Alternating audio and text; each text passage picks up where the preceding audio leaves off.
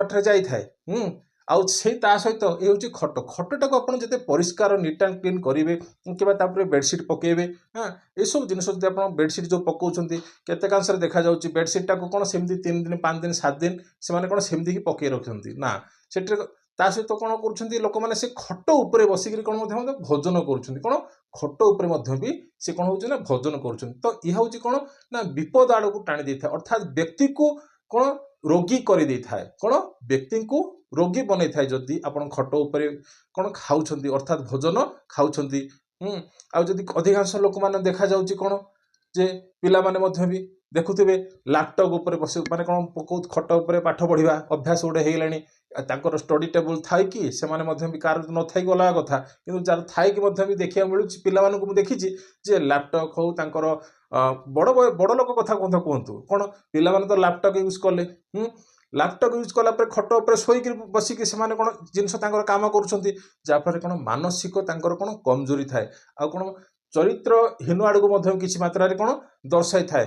ଆଉ ତା ସହିତ ନେଗେଟିଭ୍ ଚିନ୍ତାଧାରା ତାଙ୍କ ମନରେ କ'ଣ ଥାଏ, କାହିଁକିନା ସେଠାରେ କ'ଣ ଆସିଲା ନା ଆପଣ ଯେଉଁ ପ୍ଲଗ୍ଟି ଲଗାଇଲେ ଖଟ ପାଖରେ ନିଶ୍ଚିତ ତାଙ୍କର କ'ଣ ପଏଣ୍ଟଟେ ଥିବ, 3 ପିନ୍ଟେ ଥିବ, ସିଏ କ'ଣ ଆଣିକି ଚାର୍ଜରଟି କନେକ୍ଟ କରିକି ଆଣିକିରି କ'ଣ କଲେ ଆପଣଙ୍କର କ'ଣ ଲଗାଇଲେ ଲ୍ୟାପଟପ୍ରେ ଲଗାଇଲେ, ସେଠି କ'ଣ ଆସିଲା ନା କ'ଣ ସେ ଯେଉଁ କରେଣ୍ଟ ଏନର୍ଜିଟା ଆସିଲା ସେ କ'ଣ ଖଟ ଉପରେ କ'ଣ ବିସ୍ତାପିତ ହେଲା।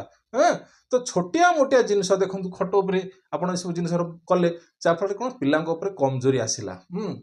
ତ ସେଥିପାଇଁ ଖଟ ଉପରେ ସେଟା ହେଉଛି ଶୟନ କକ୍ଷ। ଯଦି ଶୟନ କକ୍ଷ ଉପରେ ଆପଣ ଏସବୁ ଭୋଜନ କରିବେ କିମ୍ବା ଲ୍ୟାପଟପ୍ ପକାଇବେ କିମ୍ବା ଆପଣଙ୍କର କମ୍ପ୍ୟୁଟର, ଅଧିକାଂଶ ଲୋକ ଦେଖାଯାଇଛି ଯେଉଁମାନେ ସରକାରୀ କର୍ମଚାରୀ ଅଛନ୍ତି କିମ୍ବା ଯେଉଁମାନେ ପ୍ରାଇଭେଟ୍ କର୍ମଚାରୀ ସେମାନେ ଆସୁଛନ୍ତି ଅଫିସିଆଲି କାଗଜପତ୍ର କ'ଣ ଆଗ ସାମ୍ନାରେ ଟିଭିଟି ଲଗାଇ ଦେଇଛନ୍ତି, ସାମ୍ନାରେ ବସିକିରି କ'ଣ କରୁଛନ୍ତି ନା ତାଙ୍କର ଅଫିସ୍ କାମ କରୁଛନ୍ତି ଗୋଟେ ନା ଖଟ ଉପରେ ବସିକିରି କରୁଛନ୍ତି।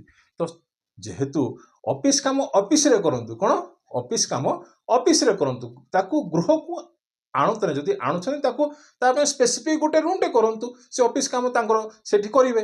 କିନ୍ତୁ ଯେଉଁ ଖଟ ଉପରେ ଆଣୁଛନ୍ତି, ଖଟ ଉପରେ ବସିକି ଯେଉଁ କାମ କରୁଛନ୍ତି ଯାହାଫଳରେ କ'ଣ ଯାହା ବି ଯେକୌଣସି କାମ କାହାର ପ୍ଲସ୍ କାମ ଥିବ କାହାର ନେଗେଟିଭ୍ ୱାର୍କସ୍ ଥିବ, ସେସବୁ ଜିନିଷ ଆପଣ କଲା ମାନେ କ'ଣ ହେଉଛି ନା ସ୍ୱାମୀ ସ୍ତ୍ରୀ ଭିତରେ ପତି ପତ୍ନୀ ଭିତରେ ମଧ୍ୟ କ'ଣ ତା ମାନସିକ ଅଶାନ୍ତି ଦେଖାଇ ଦେଇଥାଏ, ଆଉ କର୍ମକ୍ଷେତ୍ରକୁ ମଧ୍ୟ ବି କ'ଣ ଇଏ ନଷ୍ଟ କରିଥାଏ।